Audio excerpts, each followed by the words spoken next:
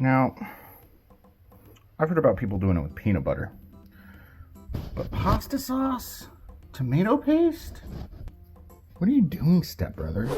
What's up, boys? Today's episode is called Is It Cake or Is It Not? Where I show you a bunch of things and none of it's cake. We've got a bench day today. It's not as heavy as the last bench day. Last week's whole training week was more like a kind of like a super compensation, see where we're at for a 5-rep PR. So we're kind of focusing back, we're taking a step back, and we're doing a little bit more control work. Like yesterday, or the last video, we did a lot of 6 count eccentrics on squats. So we're getting in a kind of a similar route where we're doing a little bit more control work, kind of get a little bit better with the neural connection with the muscle fibers and build up the muscle memory with the correct motor patterns that are required to perform heavier and heavier bench presses, so that once we get under a actual heavy load, we'll be more apt and more capable of adapting if things go wrong, or if things go right, it's better. So that's what we got going on today.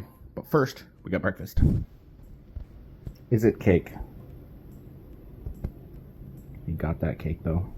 We got 2 Patrick egg sandwiches, which means it's 184 grams of beef, 3 eggs, a slice of cheese each, honey on the bagels to increase the carbohydrate content, and 2 bagels and coffee. Buddy walk.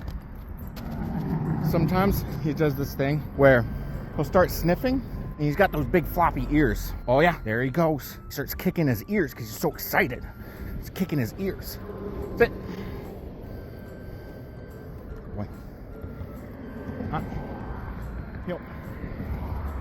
That wasn't very good.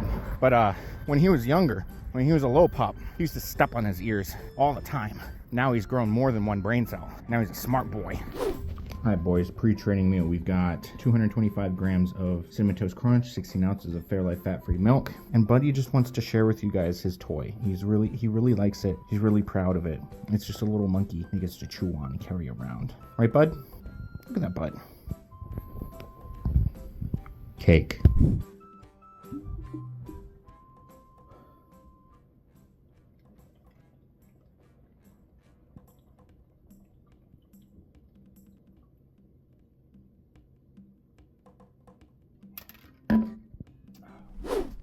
Boys, we are off like a herd of turtles, and we are on our way to El Jimito. Is that knowing my luck, that's a racial slur in some foreign language. We're on our way to the gym. We gym. G-Y-M. We gym. What we got going on today? It's a bench day. Now, we're taking a step back a little bit from the past couple weeks, where we were going for a lot of 5-rep PRs. We got or not 5-rep PRs, but like really high-end 5-rep range stuff. So last week we did 485, 1x5, and then we backed down and we did some sets at I think it was like 425 or something like that. But what we're doing today is basically a progression of that, where we've kind of found out where, if the gym is a balloon, right? If the gym is a balloon, if we look at progression as a balloon, right? We're constantly trying to get the balloon as expanded as possible without actually popping the balloon, without causing injury. So the past block, we were trying to find where is our point in which the balloon is fully expanded. And that was, we didn't quite find it, but we did find a suitable range where it's, hey, this is difficult, we're gonna be developing good gains, but we're not gonna be risking injury. So the balloon was not at a critical mass, not at a critical point, but we still got the balloon pretty full. And this is an analogy basically. Every time that you blow up a balloon, you can make it a little bit bigger. And the difference between the human body and a balloon is when you stretch out a balloon, you can't add more rubber to the balloon. But when you stretch out a kind of, if you do the same thing with your muscles, you gain muscle cells, you do hypertrophy, hyperplasia, and you gain muscle fibers, or make the muscle fibers bigger, stronger, and expand upon the muscles that you have. You build muscle. So we found a good spot, and we basically find that point, and then we take a step back and we kind of push it a little bit. So we found a good spot with the 485. So that's a good spot where we can do a 1x8, maybe not 1x5, maybe not a 2x5 quite yet, but we're getting real close to a point. So probably what's going to happen, if I've been with my coach for almost 2 years at this point, and the logic that he progresses with, I can kind of understand.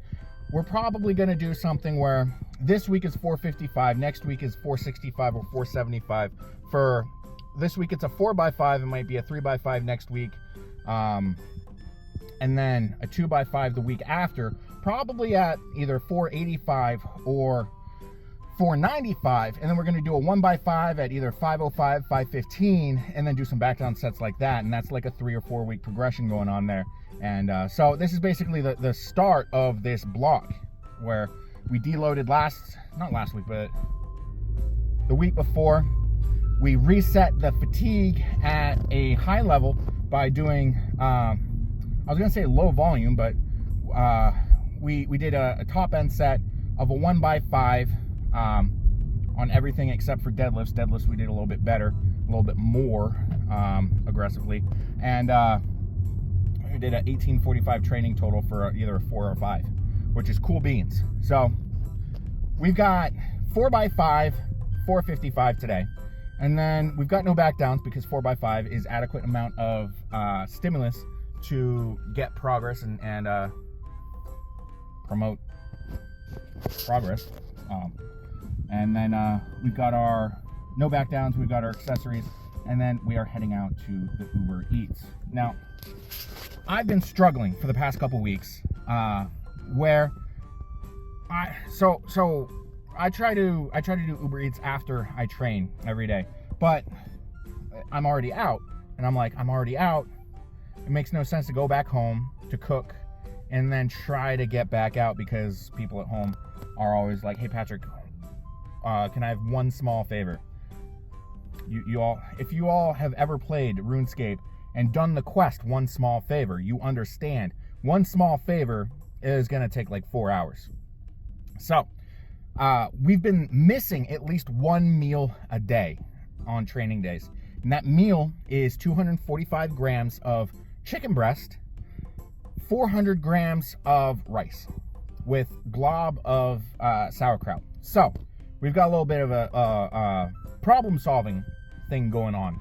And I believe I've solved the problem. So right there, we've got 3 sandwiches. Now what the sandwiches are, we've got 245 grams of chicken, and I put honey mustard on it because mustard is a 0-calorie condiment sauce. So it's almost like cheating to add flavor to your everything is just throw mustard on there. Now honey mustard, 10 calories per serving, not as good, but it's still within the 15-calorie realm that my nutritionist has set for me of what I'm allowed to use for sauces. So honey mustard, not that bad depending on which honey mustard you get. So 400 grams of rice is 540 calories. So I have these sub rolls that I picked up yesterday from Hannaford's, 180 grams, or not 180 grams, 180 calories each.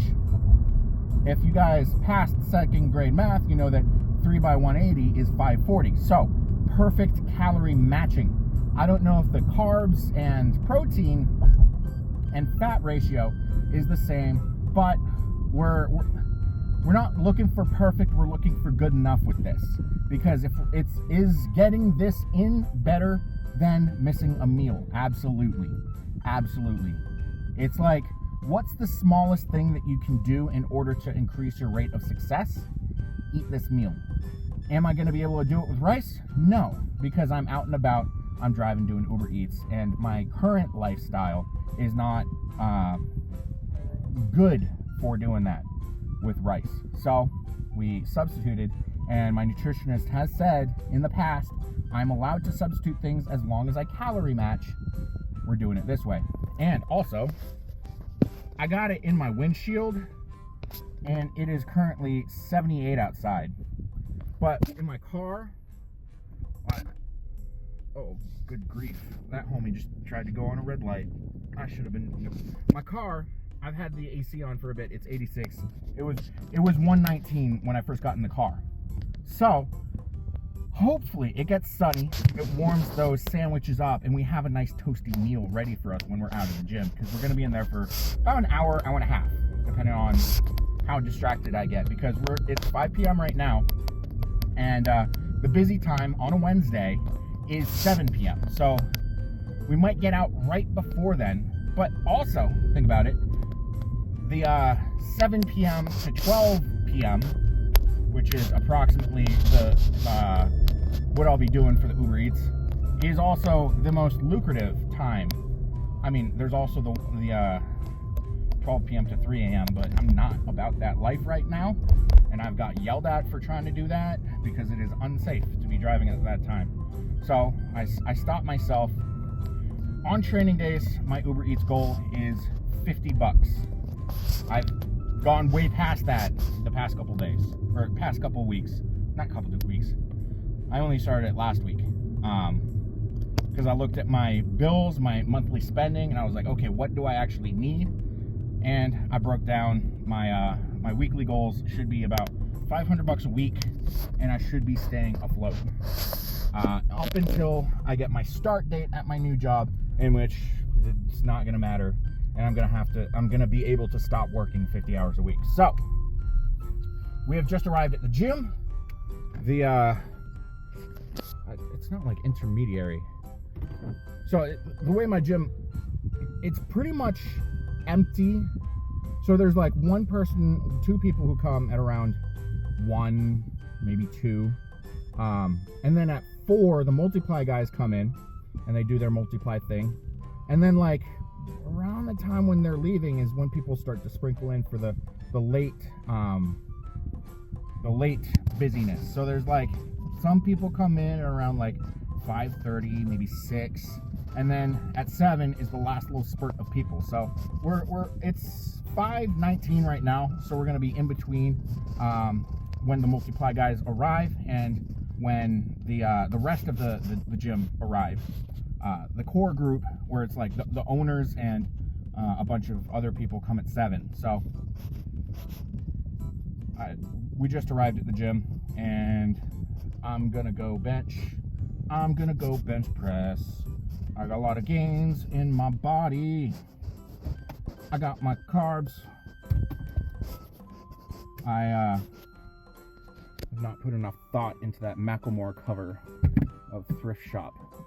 If you guys can come up with lyrics for that, I will sing it in a video when I finally post this video. Hoo-wee, pierce my nipples and attach a car Hoo-wee, boys, pierce my nipples and attach a car battery. Today's bench day was electric. So we started off today with our pre-fatigue stuff, our warm-up stuff. I didn't video the stretching that I did because most people would rather masturbate with sandpaper than actually watch someone sit with... I held a dumbbell fly with 5-pound dumbbells for about 3 minutes, and I did that for overhead as well to stretch the pecs and the triceps out because we are at a pretty fatigued state and I don't want to risk injury, so that's what we're doing. So we started off with that, and then we jumped right into the warm-up work, which is a iso hold at the bottom of a push-up with 0 acceleration. It was a 20-second hold, 10 reps, iso hold, and then 0 acceleration push-ups. I just talked in a circle there. Then we jumped into our actual working weight today. Well, kind of. Of course, we warmed up. You don't swing for the what's the saying? You don't try and pull a 10 before you pull a 2. You know, that's not an actual saying, is it? I've been secluded from all things metaphorical for a long time. All things social. Sorry, social. I'm socially inept. So we warmed up. We did the bar for a set of 10. We did 185, set of 8, all paused, and then 315 for a set of 6, and then we jumped into 455. So we did a 4x5 at 455. How did that feel? How did that go? So first set, the unrack felt heavy. Of course, we just jumped up to our working weight. A little bit more significant of jumps when you're jumping to like a lot of people, like when I was first starting to lift, or not first starting, but like I used to warm up 1 plate, 2 plate, 3 plate, 4 plate, and then I would do 4.5, 5, maybe 5.5 if we're prepping for a comp and I'm opening at like 600 or something. So once you get higher to those upper numbers, you get a little bit more nervous when it comes to hitting those jumps. And that is something that you need to get your head out of your ass for and just get over it and learn how to be stronger and take it like a man, but like it like a woman, you know? So we worked up to 455. First set felt good. Second set, I felt like my left tricep was getting overly fatigued. Not overly, but it was giving out a little bit. And I was like, that's weird. That's not my cardio arm. It's usually my right arm that starts to fatigue first. I made sure to, so the first set, the first 2 reps, I kind of tickled the lockout and went back into it. And then I remembered my coach implying that I'm a pussy for not taking my time at lockout because I'm stronger than I realize. I mean, that's a fact. Everyone is stronger than they realize. So we jumped into there, and rep 3, 4, and 5 were a little bit better. So set 2, we tried to be super strict with our lockouts on every single rep, and we were. And we had that left tricep deciding to be a little weaker than we would like, and then you know, that's how the cookie crumbled. Set 3, my right tricep, the right side, the cardio arm, I call it the cardio arm because you do more cardio with your right arm, if you get what I mean, than you do with your left arm, just out of frequency. It's if you're a righty, it's your dominant arm, because you write, you do handwriting and stuff, and you just fatigue your dominant side more. So above 95%, you're going to be more fatigued with your cardio arm because that's your dominant arm. Totally nothing to do with porn.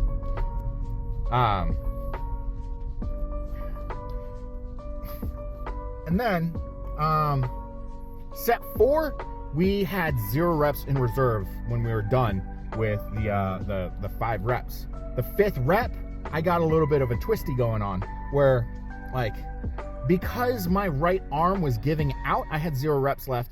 After the 4th rep, I was like, I don't know if I got this 5th rep in me. And then I did, because daddy didn't raise no bitch.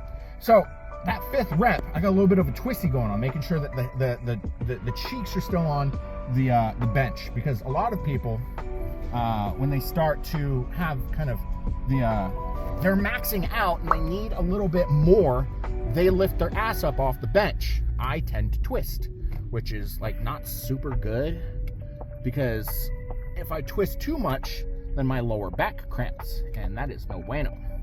So making sure that we're not doing too much of the twisties. I haven't twisted on the platform in a couple years, but I have in training, and I find that usually around 95% is when that cardio arm actually comes into play, and you've got to be a little bit more strict, or it looks uglier because that cardio arm exists. So that was good. And then we moved on to the incline dumbbell bench with the 125s. That felt way easier than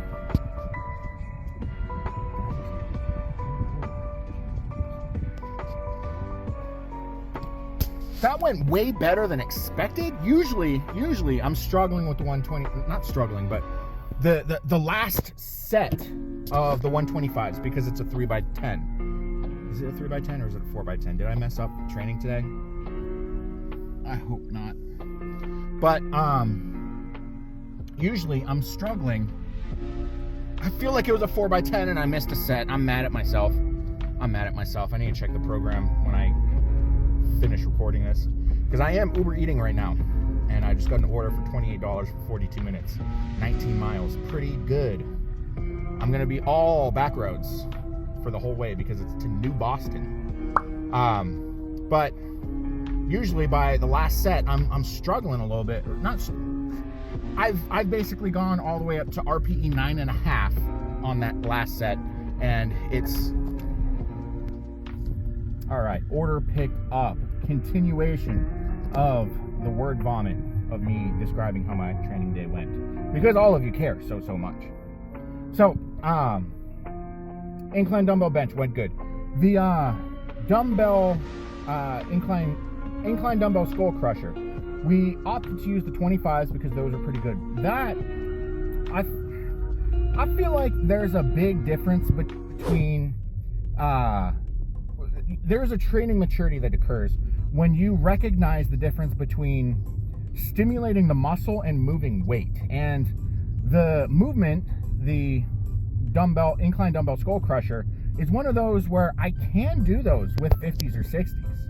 I can definitely do that with 50s or 60s, but the range of motion will be compromised. I'm not going to get a good stimulus, not going to get a good stretch. My elbows are going to be in pain.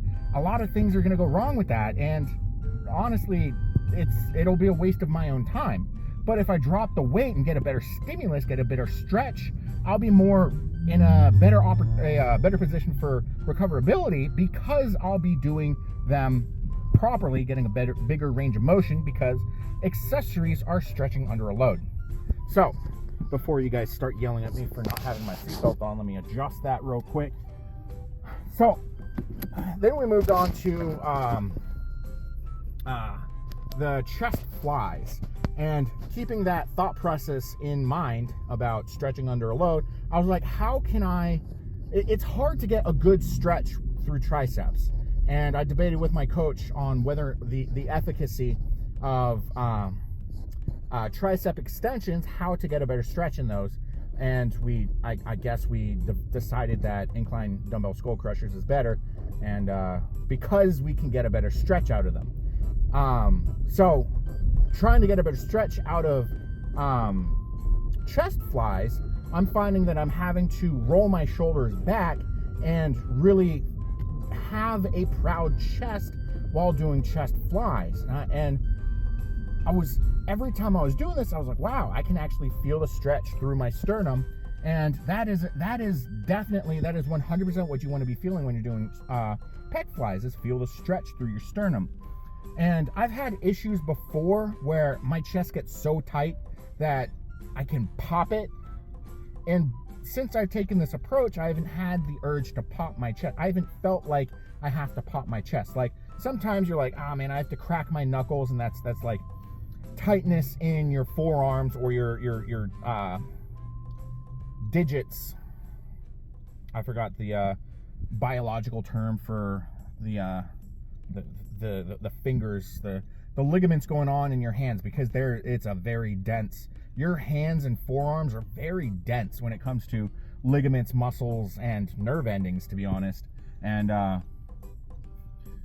homie completely forgot that he hit the cross street button, and he's just hanging out on his phone.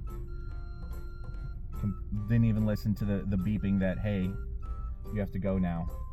Cool. Anyways, so I got a really good stretch out of my chest, and I felt really good, and I was able to control it. Now, I was going a little bit faster than I usually do because I was focusing on that stretch rather than trying to lean into getting the hypoxic response from said exercise. And so we superset chest flies, cable chest flies, basically, was it incline cable chest flies? Coach wants me to have my cable set at the highest setting so I can do the chest flies and get a good stretch through, I think it's the bottom of the chest, where it's like high goes low and low goes high, I think. I might be getting that backwards as to which muscles get stimulated in which version of flies, because up until recently, I never trained flies. I was like, why do I need a bigger chest? I got a big bench. I want to train bench to get a bigger bench. Why would I train titties? So we superset those with push-ups, and during the the warm-up today, the ISO holds with the 0 acceleration push-ups, I noticed that when I'm explosive and when I'm doing zero acceleration, it's activating different muscles in my chest. And I'm like, wow, this is really I'm more in tune with my body than I had realized I could be. So leaning into that, I was able to go more towards the explosive muscle fibers with the push-ups, the close grip push-ups, and really get a good stimulant. It's like the more in tuned with my body I become through slowing things down, taking things lighter, and being a little bit more deliberate with everything, the better the pump, the better efficacy everything is having. And it's kind of cool to watch and experience, because it's like I go to the gym so much and I spend so much time in the gym that, like, if I'm not getting the most out of the majority of my day, am I wasting my time? No regrets though, because everyone starts somewhere, everyone progresses at their own rate, and if I did not have the experiences of my past, I would not be in the position that I am right now. So it's kind of cool watching myself grow into this lifter with the capabilities and stimuli and experiences that I'm currently experiencing and leaning into as I progress through my lift. It's almost like I feel like a beginner lifter. It's like I'm playing volleyball and I'm learning how to set for the first time, instead of just spiking the ball every time that I touch it. It's kind of funky to think about and really cool to experience. So with that, we finished off with dumbbell curls, and I was like, I think I use 40s for this, because I suck at writing down what I use for everything, because I just do it and then it out of sight, out of mind for the program. And I communicate with my coach enough that he's like, you don't have to fill it out, since we communicate enough.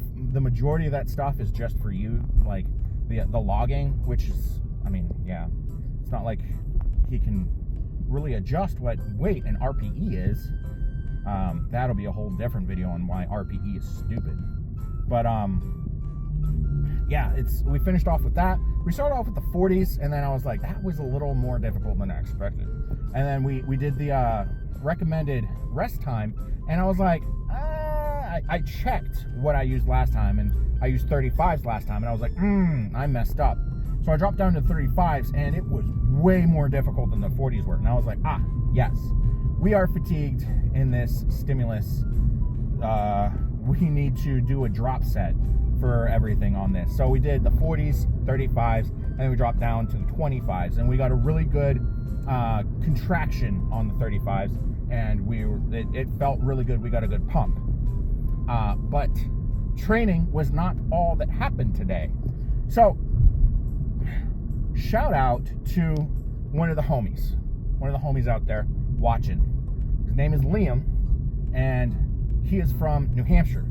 Liam stopped by the gym today and did some deadlifts while we were waiting for the gym owner to show up, because he was intent on joining the gym. So you got to watch him deadlift. We got to watch a couple of bar squats with just the bar, and got to meet one of the homies. And Liam, don't listen for a moment. His mom was pretty hot. Liam, you can listen again now. So got to meet one of the homies. Got to experience what it's like to have a fan recognize you out in public at the gym, and that was really cool. So everyone say hi to Liam in the comments. He's a real OG. He's a G? What's the term for? I don't know. I'm too white to be using this kind of language, and I'm too old to know slang anyways. But I am beyond the point of knowing where I am in this drive to New Boston. So I need to get my GPS back up so I don't get lost while delivering this delivery. So I'll be back with you guys, because I do have 3 chicken sandwiches that I made last night that did not get warm in my windshield that I will consume on this drive. I'll see you guys soon. Update.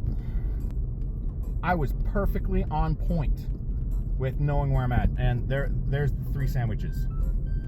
how am I gonna show you guys what I'm eating while I'm driving? That's probably not gonna happen. Basically what I did was I measured out 245 grams of chicken. I threw in some honey mustard. I threw in some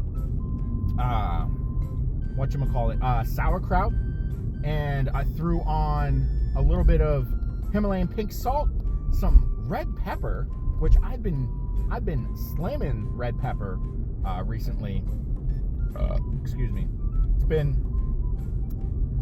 It's been good, and my butthole has not been screaming at me for it. So it's tasty, and I'm actually able to enjoy it. So that's what we got in the windshield. Well, that's a red light. So I'm gonna be eating that on my way. Hopefully I don't make a mess. It's almost like chicken salad, but for people looking for the biggest gains. It's like gains salad, boys. We're gonna eat it. We're gonna eat it. There they are. So they exist. I'm gonna go back to listening to my audiobooks now. Listening to, let me pull it up. Let me pull it up. I got the display going. Mark of Kings by Luke Chimeko and oh, you're not gonna tell me anything, are you? So the authors of probably so my favorite series is Cradle by Will White, and his second series, or not second, but my second favorite series might be his current series, The Last Horizon, because it's just amazing. But my third favorite is the Stormweaver Iron Prince series. It's got two authors, and they go back and forth every other chapter. But doing it like that, they take fucking forever to write a new book. So they were like, oh yeah, we're totally going to have a new book in 6 months. And it was like 2 years later, and they didn't.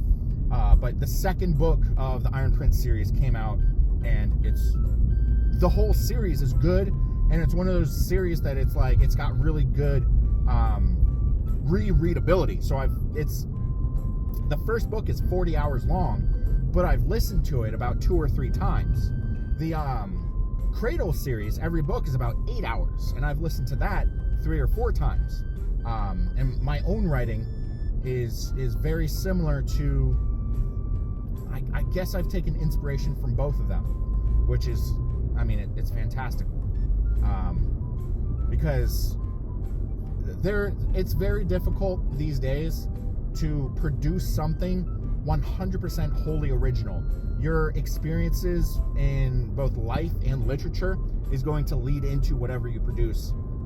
You're going to be imitating something at some point. Like even this right here, me in my car talking to you guys. I got the idea to do this kind of content from Sam Sulik.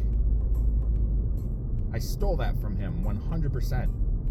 But I decided, I was like, I'm gonna do a little bit more in depth, and because he goes, I'm going to the gym. I ate my food, I'm going to the gym. I took my pre-workout, I'm going to the gym. I'm like, I woke up, here's my first meal of the day. It's a lot of content creators give a lot, like, they'll have special videos. Here's what I ate in a day. But every single one of my videos, I share everything I eat in a day. And there might be times where, like right now, I can't show you guys the chicken salad that I made. But, I mean, you win some, you lose some, right? But, yeah, everything that you produce, you might have, like, you can produce things that haven't been done before based on your own experiences, because everyone has different experiences. But whether or not it's been done before, my brain is rotting right now because I'm hungry, and all the blood and the glucose is used up in my body, and the blood is in my biceps and my chest and everything. So my speaking capabilities are not present currently. So instead of talking in half ideas, I'm gonna peace out for the second time in 20 minutes, and I'm getting tailgated because I'm going too slow. Hey guys, 3 homies, sandwich. Have you ever wondered what man this needs cheese tastes like? It's right here. It's the bread is not toasted. Sometimes the thicker pieces of chicken breast taste like chicken breast. But all in all, it's not terrible.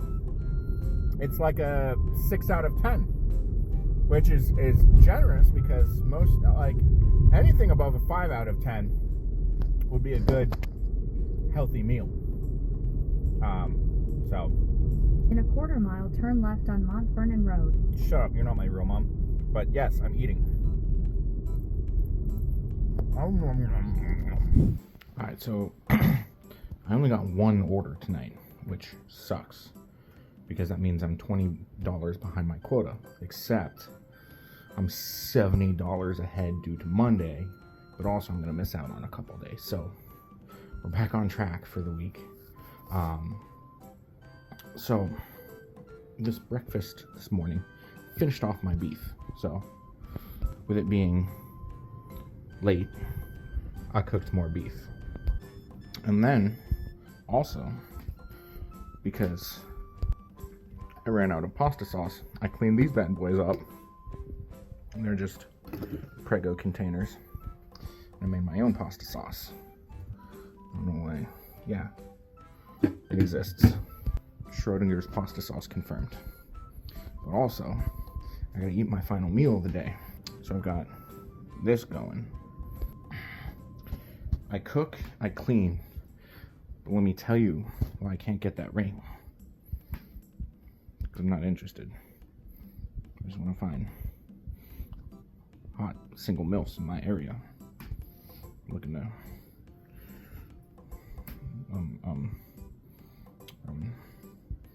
tell your mom I said hi.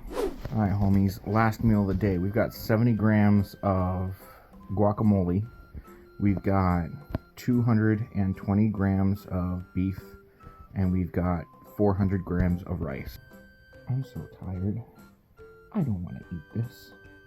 But the games train stops for no one.